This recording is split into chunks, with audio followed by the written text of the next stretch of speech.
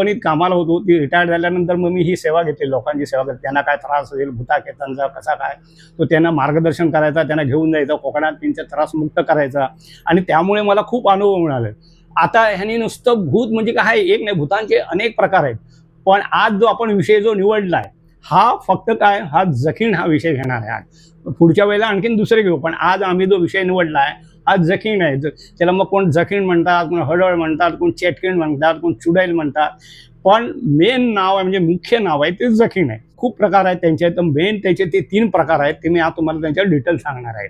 आता ही भूत म्हणजे काय हो, ही सुद्धा पूर्वीच्या काळी माणसंच होती, बरोबर ना.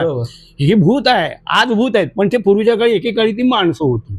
आणि ती त्यांचं खून झाला किंवा अपघात झाला किंवा आत्महत्या त्यांनी केली की त्यांचा तो वासना देव वर जात नाही, स्वर्गात किंवा नरकात नाही जात.